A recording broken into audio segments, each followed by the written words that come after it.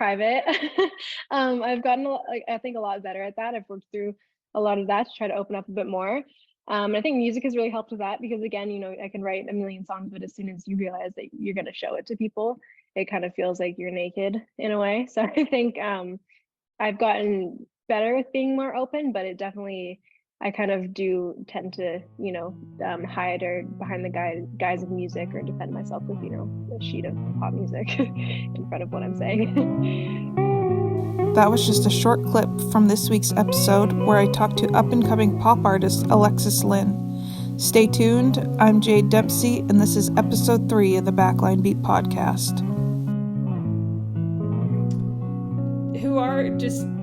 First off, who are you and what do you do? And explain a little bit about yourself. Yeah, sure.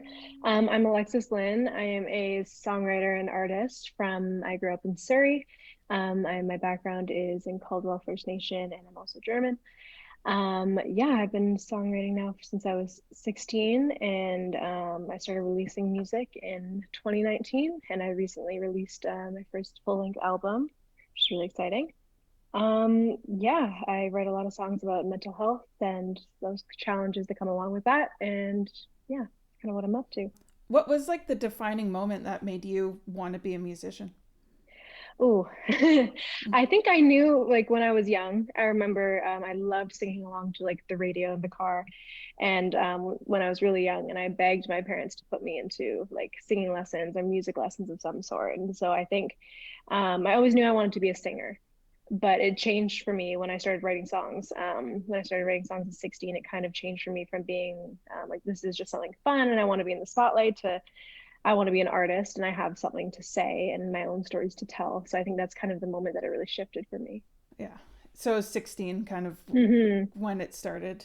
Did you want to do something before that that kind of like fell by the wayside once you found songwriting and music? Kind of, yeah. I was actually a really high level competitive soccer player.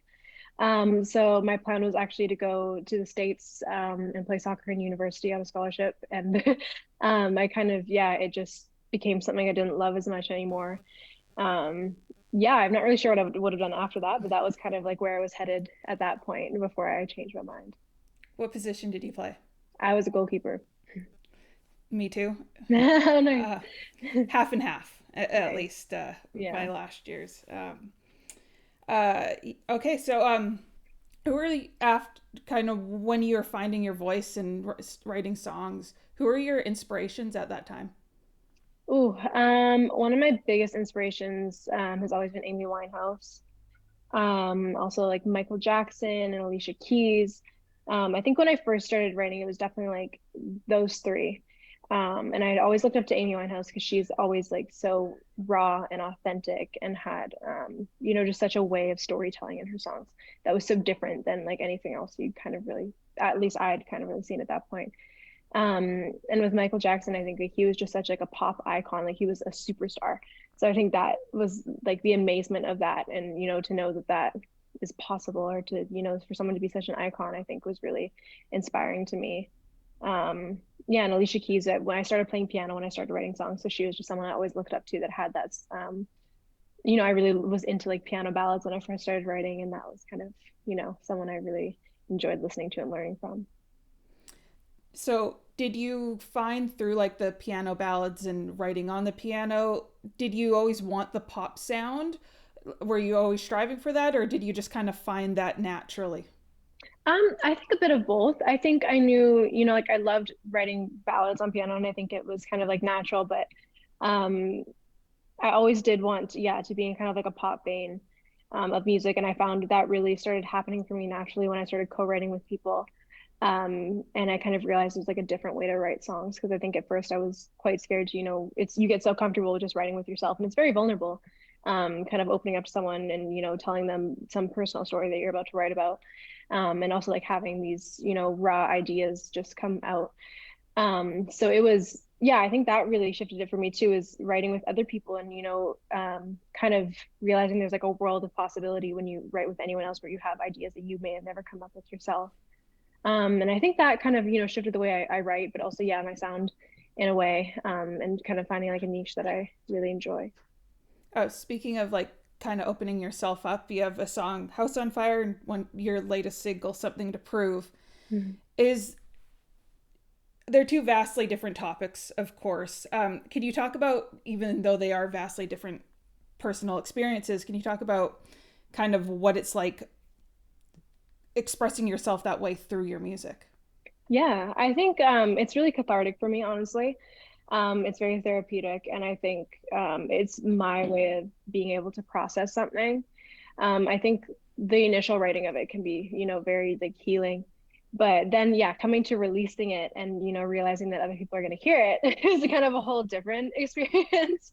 Um, yeah, I've always found that writing it is very expressive for me, but the thought of it's kind of an obstacle of kind of to get over before I release something is realizing, okay, like everyone's going to hear this and, know this fact about me or this story about me or like however they're going to interpret it, right? Because I think also music is interpreted in so many different ways. So it can be very vulnerable, but I think um, it's something that's important also because I think, the more my favorite songs are ones that are vulnerable and that I felt that I can relate to that, you don't really, you either can't talk about it or you felt that no one else has talked about. So I think having that, maybe providing that for someone else is kind of what I strive for as a songwriter. Are you a naturally open person, or do you find you're only open if you're able to like put it in a song? Yeah, I'm quite private. I've gotten, like, I think a lot better at that. I've worked through a lot of that to try to open up a bit more. I think music has really helped with that because again, I can write a million songs, but as soon as you realize that you're going to show it to people, it kind of feels like you're naked in a way. So I think I've gotten better with being more open, but it definitely, I kind of do tend to, hide or behind the guise of music or defend myself with, a sheet of pop music in front of what I'm saying. Yeah. Do you think having to talk about your songs has made you more open personally? Definitely, definitely. Because I think, yeah, because I think, once it's out, I'm like, well, people deserve to, know what it's about or whatnot. And I think being able to talk about it has helped me a lot. And yeah, I think it's cool. I always love hearing artists talk about, what they wrote the song about because I think again, you interpret something a million different ways. But yeah, being seen like that and having people perceive you like that, I think is can be challenging. But yeah, I think it's pushed me a lot. You talked about a little bit about your heritage earlier. How did that influence your music, if at all? Yeah, I think I've always been, as someone who's grown up outside of my band and outside of our culture, my whole family has. It's been like work for me to reconnect, and I've always felt a really strong pull of reconnecting. And I've been working a lot on that, but I think something that's always felt natural to me is like storytelling and through spoken word and through songs. And I think that's something that's always felt really right. And it's always felt very connected to me and being able to share, my voice and my stories has felt very innate. And so I think there's a lot of other ways I've also been reconnecting and learning and healing. But songwriting and storytelling is one that I always come back to. So you just released your first full album. Where, as like a relatively new artist, where do you kind of see yourself going? Do you have that in mind of where you want to go, or are you just kind of like take it one day at a time kind of person?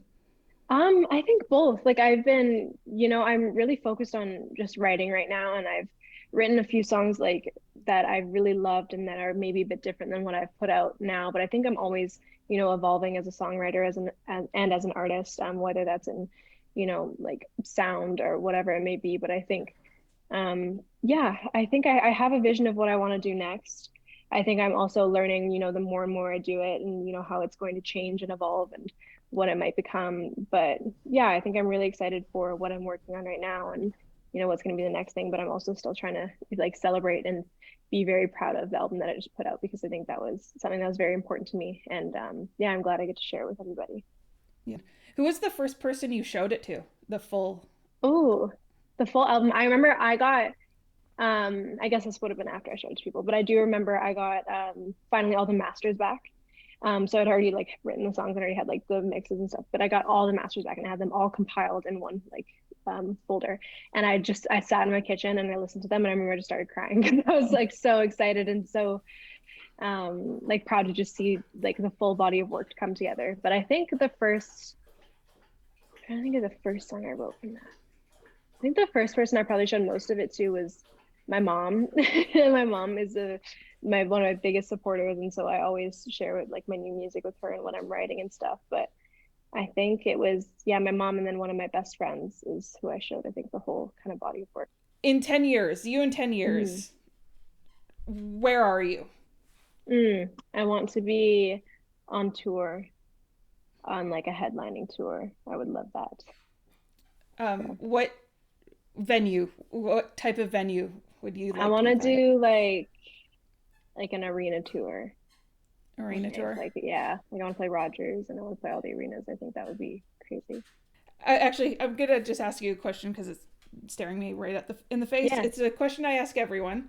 Um, if you were to meet a civilization that had never heard music before, Ooh. what would be the song you'd play for them? It can be one of yours or anyone else's. Oh God. Okay. Um,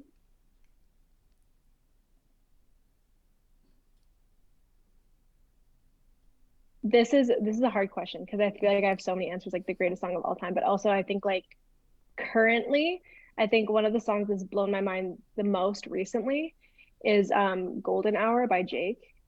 Just because the sonics of that song and I think the dynamics of that song are insane and it's so incredible. So I think I would chosen that like as the most recent song I can think of. Um, but all time, I don't know. That's a hard question. I'm gonna stick with Golden Hour for now. Okay. Yeah. Actually, kind of talking a bit about a recent song. What song from last year did like hit you the most? It can be whether metaphorically or literally, kind of a feel or subject matter. Mm. Um, mm. I'd say I related a lot last year with Free Fall by Rainbow Kitten Surprise. Okay, Yeah. I'm not aware of it, but They're I'll like check it out. they're an alternative kind of indie band. They're really cool. But yeah, yeah. Okay. Uh, I'm gonna get into some of your favorites right Sure. now. These are, you can pass. Some people pass. Some people get it right off the bat. Okay. First one's the hardest. Oh God. Okay. Favorite song. Ah, that is the hardest. Um, First thing that comes to mind. I'm gonna say right now I can't say all time, I have too many, but currently I've been listening to Ceilings by her name is Lizzie. What is her name? I'm checking right now. Her name is Lizzie McAlpine, I think. But yeah, Ceilings I've been listening to on repeat. You're kind of the opposite of me. I cannot get song names to like save my life. I'll know who's saying them, but you know, saying a song from my favorite band that from an album I've listened to 100 times, it's like, oh, what was the fifth song? Right. I don't know. So, actually, speaking of that, what's your favorite album? Oh, um, probably of all time, probably Back to Black by Amy Winehouse. But recently I loved SZA's new album, SOS. I think that's a fantastic album. Favorite band? Hmm. Hmm. These are all hard. Mhm. Um, again, I think I'm gonna go with recently because I have too many. Recently probably Rainbow Kitten Surprise or Spacey Jane. What's your favorite venue you've played in? Oh, I played recently at Performance Works on Granville Island. That was really cool. It was a great venue. I've also played at Venue, and that was also a great. It's called Venue, but that was also a great venue. Is Venue not there anymore? I don't think so. No, okay. Yeah, I was, I it was was just great thinking. when it was there. Yeah. Yeah. Uh, Favorite place to watch? Oh, I love watching at Orpheum. Okay. Hmm. Uh, Favorite movie? Um, I'm gonna have to go with I love the Harry Potter series, but my favorite singular movie it would be The Grand Budapest Hotel. Favorite TV show? Shameless. The American version or British version? American. Favorite food? Sushi. What was the first concert you ever went to? I went to Tim McGraw with my mom when I was very young, and then I think the second one was Avril Lavigne. Were you Tim McGraw fan, or was it kind of your mom taking you to see one of her? It was kind of my mom, but like I knew his songs. Like I was a kid, and I like we always listened to them in the car, so I liked them a lot. Also, the first concert you played? Oh, um, I don't know.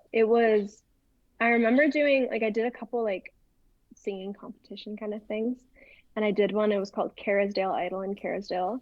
But I think I like before that, if we're gonna, I did definitely like school like concerts like in elementary school, in like whether it was musical theater kind of stuff, or I also did like talent show. So I don't know if that counts, but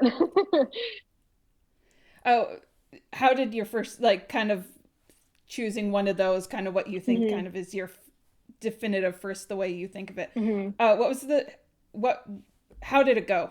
I should say. I'm gonna say the Carisdale Idol one was probably one of my first. It was really good, but I remember being so nervous that I was like shaking. I had so much stage fright. But it was Do you, yeah. sorry, do you still have stage fright? I do. I get nervous. I definitely get really nervous before, but I think it turns more now like into excitement than nerves for me now. I'm able to manage it a bit better, but I always get nervous before I go on. Yeah, it's funny talking to different musicians how some like the nerves, some are like Mm-hmm. I'm not nervous at all because it's like where I'm supposed to be. It's kind of Mm. this weird thing.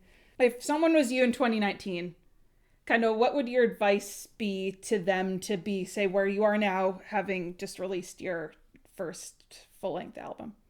I would say like don't be afraid of failing and don't be afraid of rejection because I don't think not everybody is gonna like what you're doing, and also failing is a natural part of succeeding at something. I think you have to fail first to get better. So uh, who would be your dream collaborator if you could bring on your mm. next album? Actually, I'll give you a two-parter. Hmm. Who would you bring onto your next album or a song, and who would you want to be featured on? Ooh. Ooh. Um,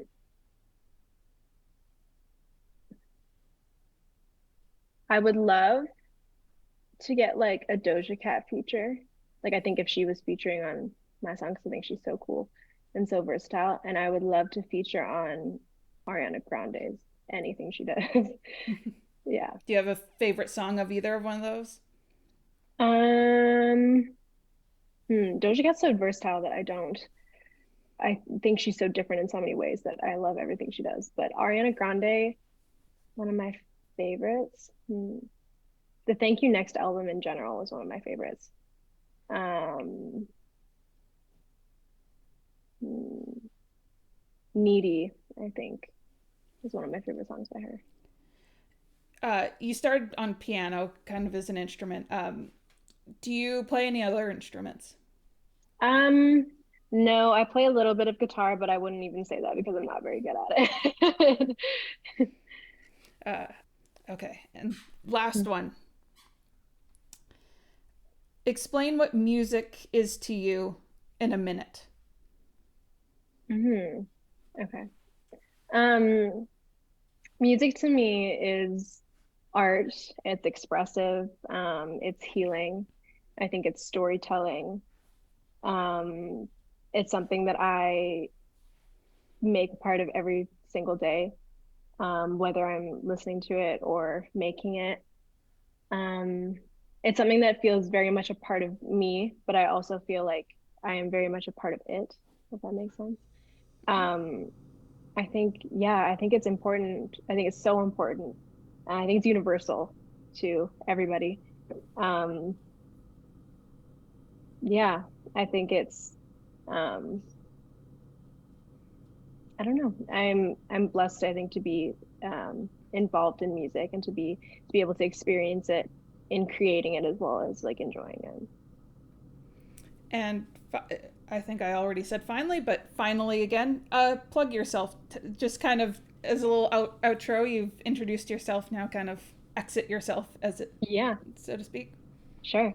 Thank you so much for having me. My name is Alexis Lynn, and you can find me as Alexis Lynn on all streaming platforms and as Alexis Lynn Music on all social media. Well, thank you very much, and have a good rest of your day. Thank you so much for having me. Bye. That was episode 3 of the Backline Beat Podcast. Thanks for making it this far, and thanks to Alexis Lynn for taking the time. If you'd like to support the channel, you can do so by clicking that subscribe button, or if you'd like to support more, there's a Patreon and tip links in the description box below. I appreciate every penny. It helps continue this and keep it going. If you can't give, just like I said, a subscribe and a follow on socials would be just as appreciated. Thanks, and have a good one.